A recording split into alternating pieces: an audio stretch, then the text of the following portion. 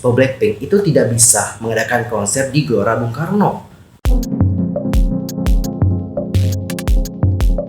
Hi everyone, I'm Sokim. Welcome back to my YouTube channel. Nah, yang lagi nonton, bagaimanakah kabarnya hari ini? Apakah dalam kondisi yang baik-baik saja? Ya, kurang seperti itu ya kawan-kawan. Untuk hari ini kita itu akan membahas tentang topik-topik yang lagi panas banget diperbincangkan dan of course, sangat banget untuk dilewatkan. Nah, supaya kalian gak mau jadi orang yang kudet nih, buruan subscribe channel ini dan jangan lupa juga buat bunyi loncengnya. Kring kring kring kring. Dan teman-teman, berikut adalah informasi selengkapnya. Untuk topik pertama, kita akan membahas tentang Blackpink in your area. Nah teman-teman, seperti yang tahu bahwa Blackpink itu kan sudah melakukan yang namanya tur konser dunia pertama mereka sejak 4 tahun lalu dengan bertajuk Born Pink. Dan untuk Born Pink ini juga sudah diadakan di beberapa tempat seperti itu, mulai dari Seoul hingga Dallas. Dan mereka juga akan segera ke Indonesia ya, ke Jakarta tepatnya. Tapi teman-teman, kalian tahu nggak sih, setelah melakukan tur konser, Blackpink ini mendapatkan beberapa kecaman. Salah satunya adalah dikarenakan beberapa kesalahan saat mereka melakukan koreografi. Blackpink itu mendapatkan kecaman karena dugaan kesalahan koreografi yang sering mereka lakukan di Born Pink World Tour baru-baru ini di konser.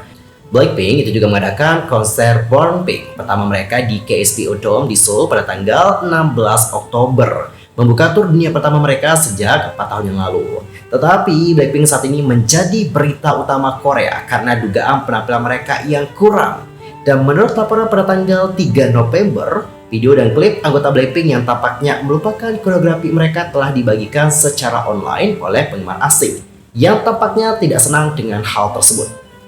Di YouTube ya, di saat kalian itu mencari istilah untuk tur konser Blackpink Born Pink, ada juga kata-kata lain yang di bawahnya di bagian rekomendasi yang mengatakan tentang buruk dan juga ada kata berantakan seperti itu.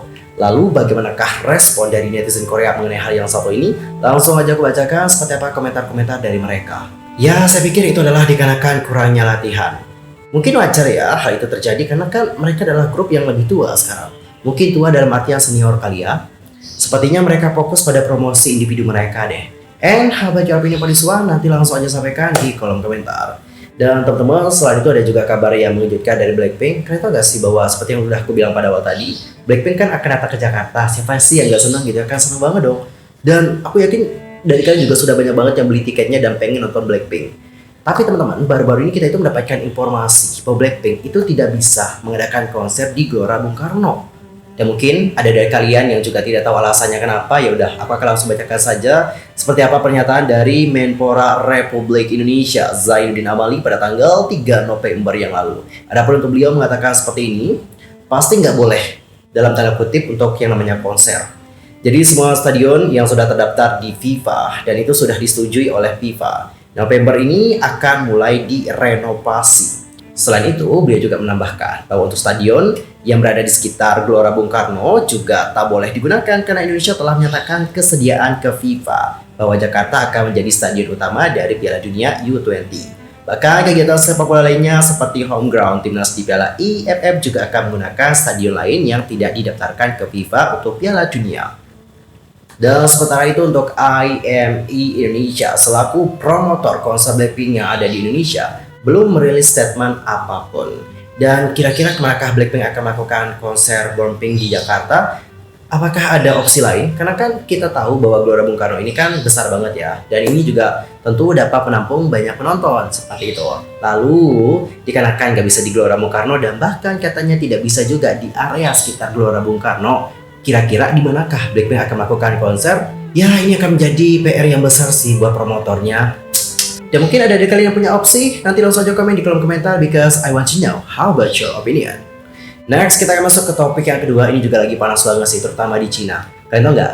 Ada salah satu ex-member dari EXO, yakni Wang Zitao, itu kedapatan oleh paparazzi sedang makan bersama dengan Xu Yiyang yang diketahui merupakan ex-trainee dari SM Entertainment, tepatnya di SM Rookie juga pernah diperkenalkan. Dan tidak hanya makan bersama dengan Xu Yiyang, tapi mereka juga makan bersama dengan ibu dari Zitao. Wow. Kok bisa makan bareng nih? Kira-kira apa yang terjadi? Penasaran nggak? Penyanyi sekaligus aktor Tiongkok Wang Zitao yang dikenal sebagai ex-member EXO sekali lagi terlihat bersama dengan sesama artis label dan sekaligus penyanyi juga, yakni Xu Yiyang, yang juga dikenal sebagai mantan trainee di SM Entertainment. Nah, menurut platform media sosial Tiongkok pada tanggal 1 November, Wang Zitao dan juga Xu Yiyang baru-baru ini ditangkap oleh paparazzi saat makan di restoran bersama dengan Ibu Huang. Kedua bintang itu juga terlihat memakai apa yang diklaim oleh beberapa orang sebagai jaket couple.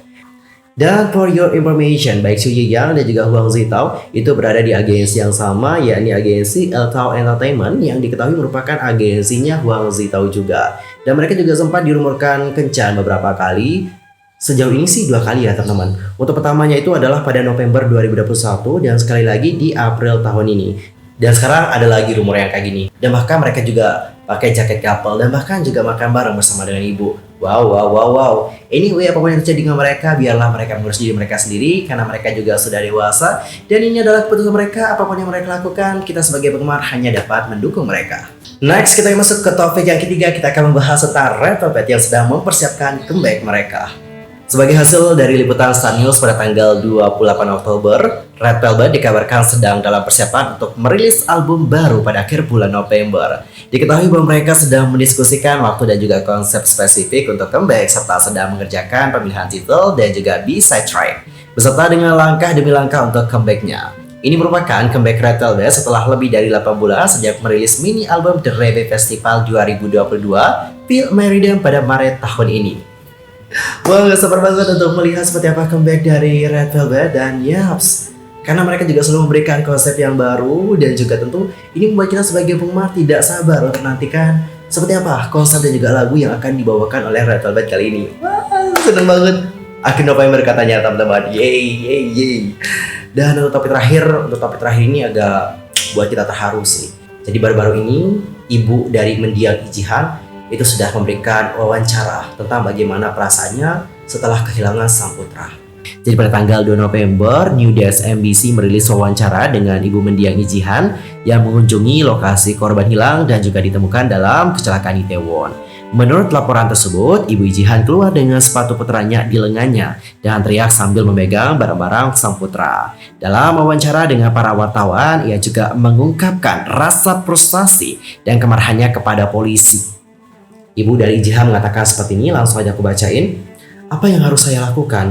Jika putra Perdana Menteri Han Dok-soo menelpon 112, ratusan polisi akan dikerahkan. Tetapi hanya karena kami orang biasa, apakah 112 mengabaikan kita? Selain itu, di pemakaman, Ibu Ijihan juga menangis terseduh-seduh sambil mengatakan, ketika saya melihat tubuhnya, saya melakukan CPR, tetapi dia tidak bangun. Anak saya sangat baik, kamu tahu, dia adalah harta saya. Jujur nyesel banget sih kalau aku dengar bagaimana curhatan dari ibunya Ijihan. Apalagi kita juga tahu bagaimana Ijihan meninggal dunia. Dia meninggal setelah dia itu menyelamatkan seorang gadis kecil. Cukup sedih banget dikarenakan hal ini. Well, sekali lagi aku juga mengucapkan belasungkawa terdalam buat para korban Itaewon. Dan kita juga harapkan semoga yang ditinggalkan dapat diberikan ketabahan. Dan buat mereka yang telah pergi, kita harapkan mereka ditempatkan di sisi yang terbaik, di sisi Tuhan.